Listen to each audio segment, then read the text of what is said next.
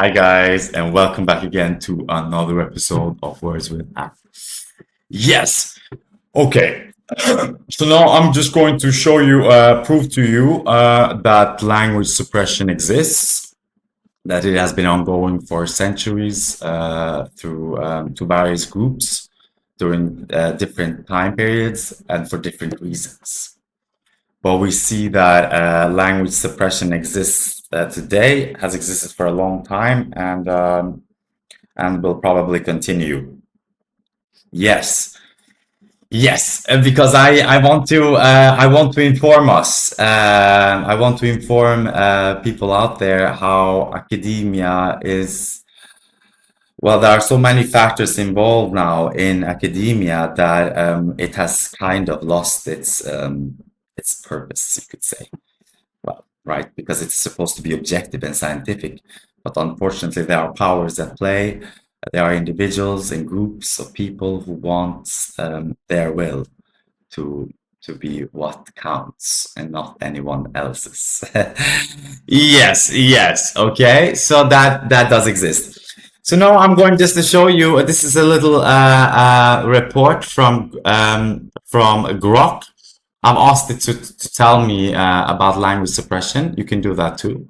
It will tell you about how Gaelic, how Scottish was suppressed by the British, how Breton was suppressed by the French, how various minorities have been suppressed by the people who were in power. Right, the Sami people were also oppressed by the Norwegians, probably also by the Swedes,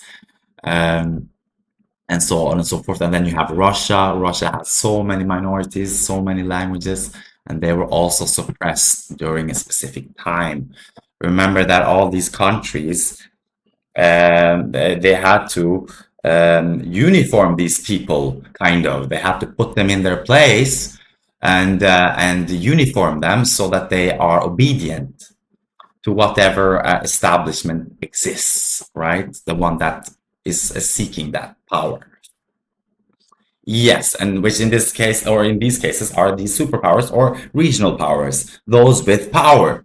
Those with power did these things.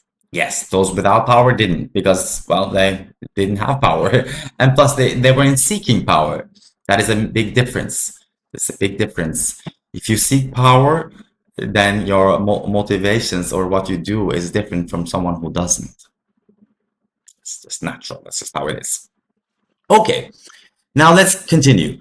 So I've asked it on the concept of academic attacks on languages. And it says, yes, it does exist. It exists through biased research, ideological distortions, or politically motivated scholarship. Can partially explain the existence of Albanology programs and the volume of research on Albanian language origins in Serbia and Russia. However, the motivations differ between the two countries. In Serbia, they are often tied to historical, ethnic, and territorial disputes, leading to research that sometimes delegitimizes Albanian indigeneity in the Balkans. Yes, in Russia, the focus appears more on a pure linguistic scholarship within Indo-European studies, though it may indirectly align with pro-Slavic or allied perspectives. But still, no, because they have just been helping the Serbs, really. But okay, so I know that it all might sound a bit conspiratorial, but you will see now that it is not. Okay, this exists, and it is in fact still in existence. This language suppression and language gaslighting from the Serbs. That I will show you a research that came out in February 2025, where a Serbian is debating Albanian origin.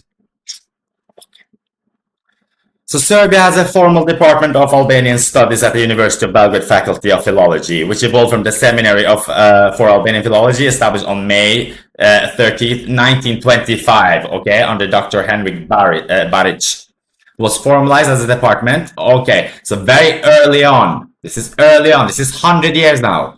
100 years ago, these people began going into the Albanian language to, well, now let's go into it. Its stated purpose is to teach Albanian grammar, literature, culture, and translation, while fostering understanding of Serb-Albanian relations, with curricula including seminars in Pristina and Tirana. The department maintains a library with over 10,000 titles and supports student trips for cultural immersion, right? This is just nonsense. But because we know that nothing good has come out of the Serbian research on the Albanian language, unfortunately. Unfortunately, for the Slavs out there who think that I'm crazy, well, I'm not, because this is evidenced. However, this academic framework has been criticized, yes it is, as a broader political effort to influence perception of Albanian origins, often portraying Albanians as non-native to the Balkans to justify Serbian claims. Yes. Key points. Political motivations, yes. Serbian research on Albanian origins frequently promote theories like the Caucasian Albanian hypothesis, yes, which downplays Albanian autochthony. Wait, I don't know how to say that. Autochthony. Well, yes, their origin, their roots from the region. This aligns with the 19th century anti-Albanian propaganda rooted in territorial expansionism and Kosovo conflict, where academics have been accused of historical revisionism to undermine Albanian identity. For instance, during the 1860s, the Principality of Serbia gathered intelligence on Albanians to build alliances or exert influence, setting a precedent for politicized studies. Now, this is over now 100 years, right? Okay, so 1925, the earlier number up there was 100 years ago, but now it is 1860. Okay, that's a long time. For a people to have to write nonsense about you. Yes, yes. So, volume of research. Serbia has produced extensive work on Albanian linguistics, but much is controversial, such as claims that the Albanians migrated from Sicily now, or the East in the 11th century, contradicting Illyrian roots. This fits with the pattern of academic attacks by sowing confusion over proto-words and roots to erode cultural claims, often amid schoolbook disputes and language barriers that perpetuate division. Yes, I am not here perpetuating division. I am here to gather us, right? So my motivations are completely different. I am not here to solve division. I am here to unite us because we have a common origin, and even the Slavs don't know that yet, but even your language originates from the Albanian. Which is why they even have these, which is why they have these Albanologies. Oh, sorry, what did I do there now? Okay. Right, okay, yes, I went back. But yes, so I was wondering now, how on earth, how did this happen? Oh, it went out, okay. Because I've never heard this theory that Albanians migrated from Sicily. What? So that was new to me. So I went into ResearchGate. You can find it as well. Okay, I will post his research out there. And then I found out, oh my goodness, this research came out now, February 2025. Wait a second. Okay. So February 2025. This is Vladislav Sotirovic from the Center of Geostrategic Studies in Belgrade, Serbia. We're talking now this year, okay? This now is just a few months ago, really, just 6 months ago, half a year ago, okay? This is crazy. Like, I can't believe that this is still ongoing. So you guys, we need to wake up. Albanians have to be much more vigilant. We have to get into ResearchGate as well and start publishing papers and working with other institutions to preserve what is the legacy, or our legacy, or our shared history, the truth of our language. Okay. So this guy now goes on to say that the ethnic Albanians entered Balkan history in 1043 when they came from East Sicily and settled in present-day central Albania by the Byzantine authorities. Okay. Their ethnic origin remains still very vague and no historical consensus has been reached on the subject until now.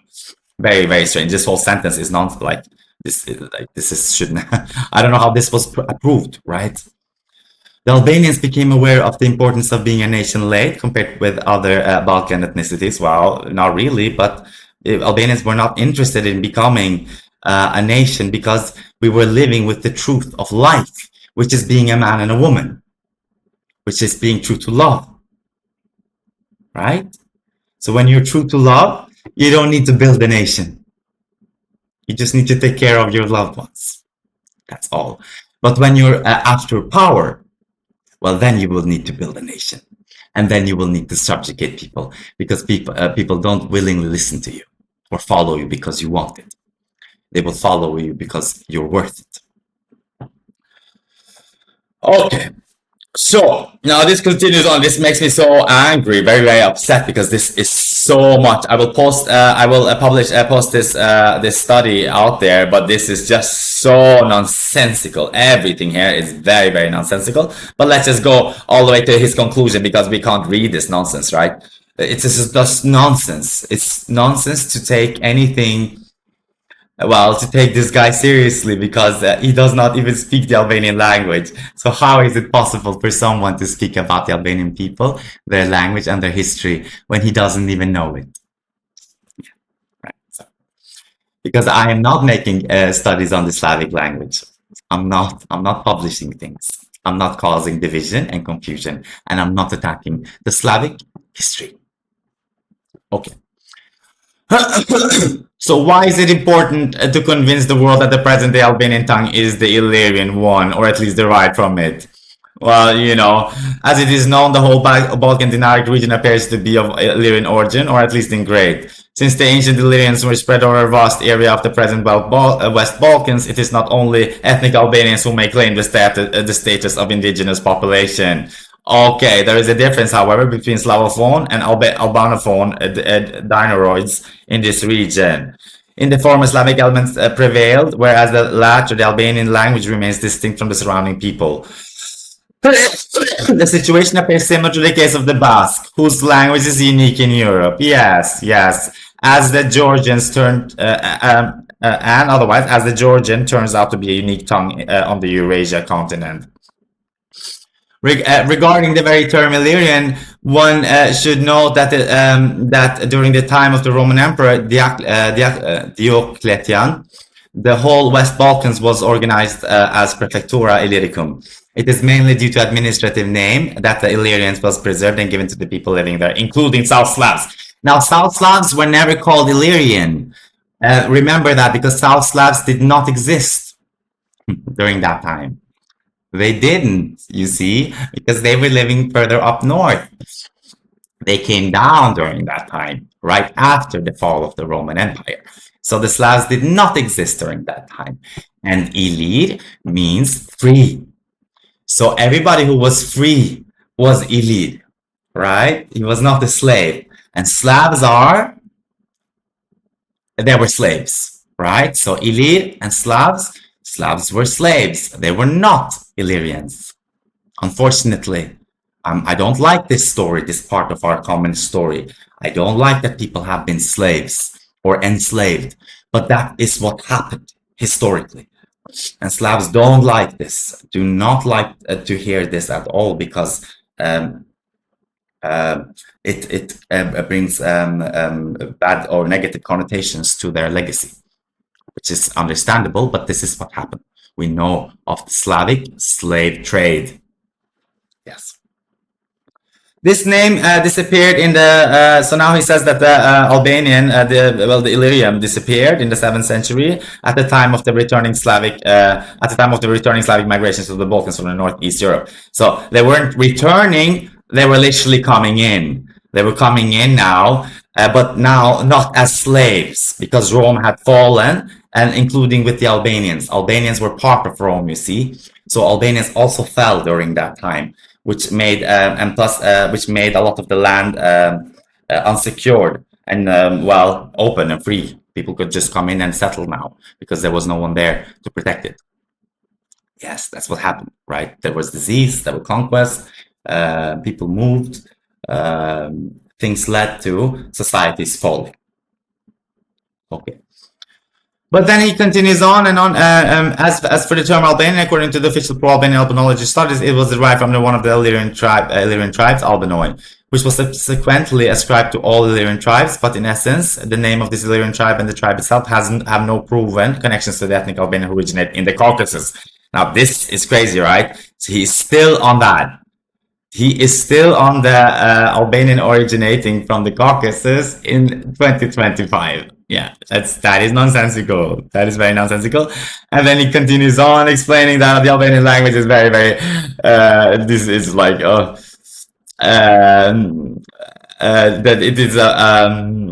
it is only intelligible to Albanians, right? It is unique, and further continued existing in isolation in these mountainous communities, right? But and then he concludes that if we notice that this criminal business is almost inevitably associated with political aims and thus has a facade of patriotism, then the inwardness of the mafia organization of the Albanian diaspora appears quite natural and understandable, with the final task to realize the program of the 1878 Prisoners' League, a greater Albania, ethnically cleansed from all non-Albanians. Now, this is crazy, right? They're doing the same tactic as Israel is doing on Palestine, right? Because what they're saying is that Albanians want a greater Albania with non-Slavs, or they want to ethnically cleanse the Slavs. But Albanians have never ethnically cleansed the Slavs because Albanians have never had power. They haven't had power since antiquity. Okay, this is not nonsense. This is just a fact. Meaning that Slavs were the most successful after Rome, the fall of Rome and the Byzantine, because we know that the Slavs are the biggest population in Europe. Half the countries are Slavic. They're not Albanian, right? So the Slavs won. They won. They had power, but they didn't win everything, right? They couldn't. They did not manage to eliminate the Albanian people. Yes. And that is where this now goes. But he is now a reverse. He's deflecting. He's deflecting it as if making it seem as though Albanian somehow have power or have historically had power. He's now linking the Albanian with the Sicilians in the American society and the many FBI members are of Italian origin. He's now linking the Albanian people with the Italian mafia and saying that is how this people survived, which is nonsensical, right? It's nonsensical. The reason why Albanians survived is because it is intuitive and simple, and it is organic, meaning it came from the people. The people made the language. It was not made in academia. It was not made in a church. There were not few people sitting in a room writing down a language. There were people who used it every day, as they had for tens of thousands of years. So yes. So may you never be gaslit to believe that we are not one. We are one. We came from the same family, all of us. But some people wanted to erase something. Some groups became too powerful and wanted more. And that is what happened. Because as I said, Albanians did not ethnically cleanse Serbs or Slavs. It was the opposite direction. It went the other way. That's like the British saying that the Irish resistance was anti-British, right? But it wasn't. It was just pro-Irish. You can be pro-Albanian without being anti-anyone. But Serbs have been anti-Albanian for a long time. Same with the Greeks, unfortunately. And this then these two have cooperated together to cause confusion in the academia and in the world of linguists and well, historians out there, because the history is actually very clear cut. Now let's go back to where we were. So yes, okay, but now so what we found is that these attacks are ongoing, and they are still, well, they're ongoing, and they are happening now. Okay, so that this is not hocus pocus or a conspiracy. Yes.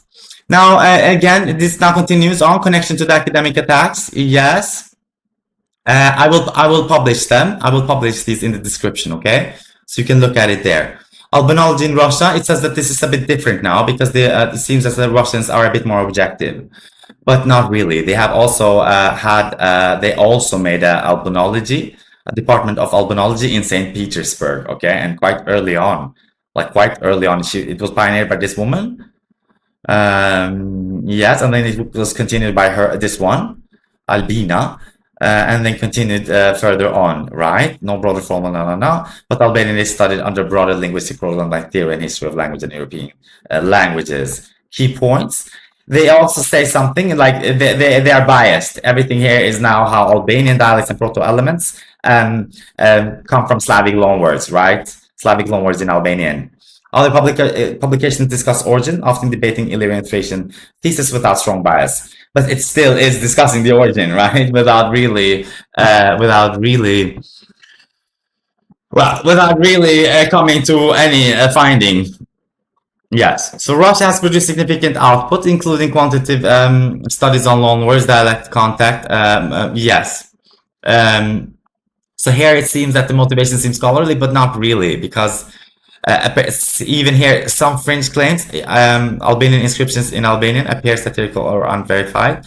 There are many fringe claims everywhere, but I will look at it. I will look at them all, and then I will tell you what is happening.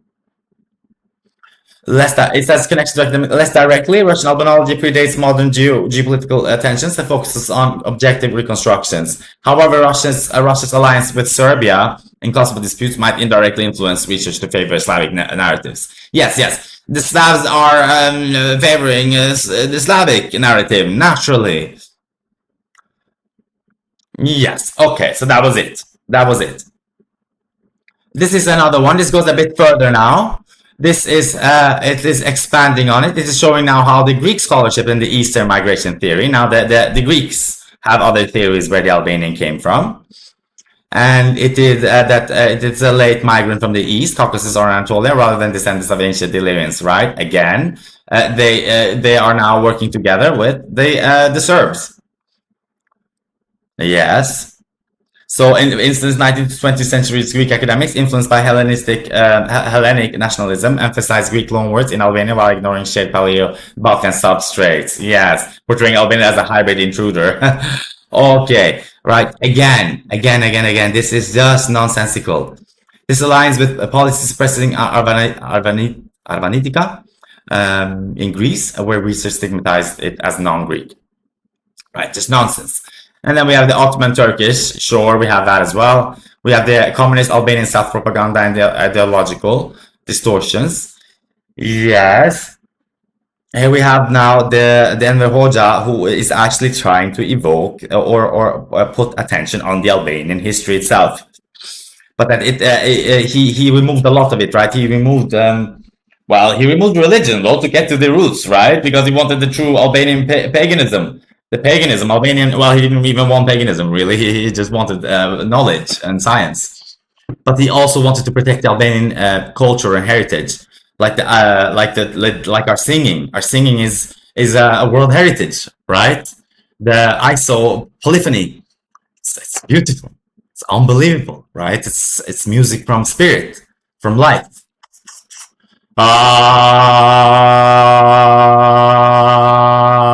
Right? Yes, it's a meditation. Polyphony is a meditation. So you're dragging your voice as much as you can. That is truly bringing your body to the present moment. Okay. And then you have the Bulgarian Macedonian debates on dialects, yes. And then you have, yes, so it exists. In other words, it exists and it is ongoing today. It is not a nonsense. It is not nonsensical. It is ongoing. These attacks are ongoing, and we need to stop them. Yes. And then here we have another just broader example on academic attacks on minority language. Yes, we know that. We know that. The entire world has done this. It's not only like we're not Albanians are not special here. The Kurdish are also right. Many people. Many languages. Welsh, Ainu, right? The natives everywhere. The natives were also always suppressed. And that is it. That was the end of this episode. So thank you for listening. Thank you for joining me so far. We will continue it. And this is just to calm you down so that you that you're on board. Okay. So thank you for today. Have a good day or evening wherever you are. Cheers and bye.